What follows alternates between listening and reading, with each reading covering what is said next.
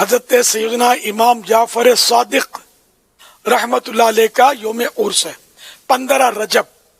تو اس میں عاشقان صحابہ و اہل بیت خصوصیت کے ساتھ کھیر پوری کی نیاز کرتے ہیں، جس کو کنڈے کی نیاز بھی بولتے ہیں. میری یہ خواہش ہے کہ 15 رجب المرجب 15ویں رات گھر گھر گلی گلی مسجد مسجد کھیر پوری کی نیاز ہو، کیونکہ شیطان ان کاموں سے روکتا ہے. کہاں دلیل، کیا دلیل؟ تو شیطان کو کرنا ہے ذلیل، اور گلی گلی مسجد مسجد ہم نے کرنی ہے کھیر پوری کی نیاز. سر اگلا سوال ہے کہ 22 رجب کے کنڈوں کے حوالے سے آپ کا کیا موقف ہے؟ کیونکہ رجب 1440 کا دوسرا اشرا چل رہا ہے اور آخری اشرے میں سنی اور شیعہ دونوں کے ہاں کنڈے چلتے ہیں. شریعت محمدیہ صلی اللہ علیہ وسلم میں اس کی کیا اہمیت ہے سر؟ کوئی اہمیت نہیں ہے جی. شریعت محمدیہ کے اندر یہ ایک بدعت داخل کی گئی ہے صلی اللہ علیہ وآلہ وسلم. یہ جس طریقے سے کئی کہانیاں چل رہی ہیں نا، یہ کنڈے بھی ایک کہانی ہے. اور ظاہر ہے جب بھی کوئی کہانی لانچ کرنی ہوتی ہے امت کے اندر، کسی بڑی پرسنالٹی کے ساتھ اسے منسوب کیا جاتا ہے. تو یہ کنڈے منسوب کیے ہیں انہوں نے سیدنا امام جعفر بن محمد باقر بن علی بن حسین بن علی علیہم السلام اجمعین، المتوفہ 148 ہجری.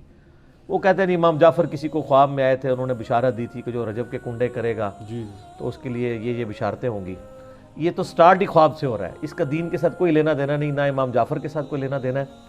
یہ وہ ایک پراپوگنڈا جو شیعہ کے ہاں چلا اور وہ کنڈے چل رہے ہیں. اور سنیوں کے ہاں بھی چونکہ امام جعفر ایک ڈومیننٹ پرسنالٹی ہے، ان کو رسپیکٹ دی جاتی ہے، ہم خود دیتے ہیں. تو چونکہ اب ان کا نام بولا گیا ہے، جس طرح کہ 11ویں کے اوپر شیخ عبدالقادر جیلانی کا نام بول دیا جاتا ہے تو وہ 11ویں چلنا شروع ہو گئی ہے. اس طرح سنیوں کے ہاں بھی چلنا شروع ہو گئی. باقی دوسری طرف اہل سنت میں جو اینٹی شیعہ ایلیمنٹس تھے، انہوں نے کوشش کی کہ جی اس سرمنی کو ڈیلیوٹ کرنے کے لیے انہوں نے ایک نئی کہانی ڈیوائز کی. انہوں نے کہا کہ اصل میں 22 رجب کو حضرت معاویہ ابن ابی سفیان رضی اللہ تعالیٰ عنہ کی وفات ہوئی تھی. اس وفات کی خوشی میں شیعہ جو ہے نا وہ کنڈے بناتے ہیں. یہ ایک نئی کہانی انہوں نے دریافت کی.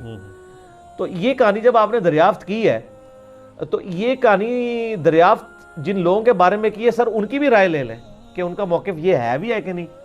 تو وہ آپ کو کہیں گے کہ ہمارے لیے حضرت معاویہ کی موت یا زندگی اتنی اہمیت کی حامل نہیں ہے کہ ہم اس کو سیلیبریٹ کریں. وہ تو کہتے ہیں ہم ان کو کوئی اہمیت دیتے ہی نہیں ہے، ہم ان کو اتنا امپورٹنٹ پرسنالٹی کے طور پہ نہیں مانتے. وہ کیا مانتے ہیں وہ ایک علیحدہ معاملہ ہے، لیکن کہتے ہیں اتنا بھی ہم نے سیریس نہیں لیا ہوا ان کو. میلاد ہو، محرم کی نیاز ہو، یا آپ کی یہ رجب کے کنڈے ہوں، ان ساروں کے بارے میں کہ یہ سب کی سب ایکٹیویٹیز دین میں خود سے داخل کی گئی ہیں. ہم ان کو کفر و شرک والا معاملہ نہیں کہتے، لیکن بدعات تو ہیں. اب رہ گیا مسئلہ کہ اس طرح کی ایکٹیویٹیز میں جو کھانا ہے وہ حلال ہے یا حرام ہے. وہ بھی میں نے اس کے اندر بتایا ہوا ہے کہ کھانے کو حرام کہنے کے لیے یہ چیز ضروری ہے کہ آپ پہلے اس کی حرمت ثابت کریں. اس میں 2 طریقے ہیں، یا تو وہ چیز جو پکائی جا رہی ہے وہ حرام ہو، کوئی خنزیر بنا دیتا ہے تو حرام ہے، یا چیز تو پاک تھی لیکن اس کے ذبح کے وقت ذبح کے زبر کے ساتھ غیر اللہ کا نام لیا گیا تو وہ پھر بھی حرام ہو جائے گی. تیسرا مسئلہ ہے تقرب والا. تقرب میں اب 2 طرح کے آپشن ہیں. ایک تقرب یہ ہے کہ کوئی شخص یہ کہتا ہے کہ میں فلاں بزرگ کے اصالے ثواب کے لیے کر رہا ہوں، حضرت حسین علیہ السلام کو ثواب پہنچے، ایک میری طرف سے ہدیہ. تو اس کے معاملے میں بھی ایسا کوئی سختی والا معاملہ نہیں ہے. لیکن اگر کوئی تقرب یہ کر رہا ہے کہ یہ سال ثواب ان کو پہنچے اور وہ میرے مشکل کشا ہے اور اس کے بدلے میں یہ میری مصیبت حل کر دیں گے، تو وہ تو نیاز کے بغیر ہی عقیدہ شرکی ہے. نیاز تو سائڈ پہ رہ گئی، عقیدہ ہی غلط ہے. بالکل ٹھیک ہے نا. تو ہمارا تو موقف یہ ہے کہ ہمارے پاس کوئی اس طرح کی کھانے پینے کی چیز لے آتا ہے، ہم اس سے پہلے پوچھتے ہیں کس کے نام کی ہے. اگر وہ کہتا ہے اللہ کے نام کی ہے تو بسم اللہ پڑھ کے کھا لیں. اگر وہ کہتا ہے یہ فلاں بزرگ کی ہے تو اسے پوچھے یہ بزرگ کے نام سے مراد آپ کیا لے رہے ہیں؟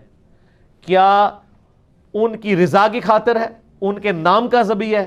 تو سر یہ کوئی بھی نہیں آپ کو کہے گا. کوئی جاہل کہہ دے تو کہہ دے، وہ کہے گا نہیں اللہ کا نام دیا ثواب پہنچانا ہے انہوں نے. اچھا جی، پھر زیادہ وہم نکالنا ہے تو آپ پوچھ لیں کہ ثواب پہنچا کے کڈنا کہ وچوں جے تسی واقعی کھانا نہیں کھانا تے جے کھانا کھانا تے اتنے تک ہی سوال رکھو، زیادہ غلوف نہ کریں آپ کیونکہ غلوف کریں گے نا تو معاملات بگڑیں گے اور یہ میں آپ کو اپنی طرف سے نہیں بتا رہا، صحیح بخاری میں سیدہ عائشہ نے نبی علیہ السلام سے پوچھا، یا رسول اللہ علیہ وسلم یہ کچھ نیو مسلم ہے، ہمیں نہیں پتا انہوں نے ذبیحہ صحیح کیا یا نہیں کیا، تو یہ جب کوئی اس طرح کی گفٹ لے کے آتے ہیں ہم کیا کریں؟ آپ نے فرمایا بسم اللہ پڑھ کے کھا لیا کرو. اللہ اکبر. اللہ آپ نے کہا کہ بلاؤ، آپ یہ بھی کہہ سکتے تھے حلف دلواؤ، یہ وہ وہم نکالا کہ مسلمان کا ذبیحہ ہے نا تو حسن ظن رکھو، زیادہ نٹی گریٹی میں نہ پڑھو. سبحان اللہ.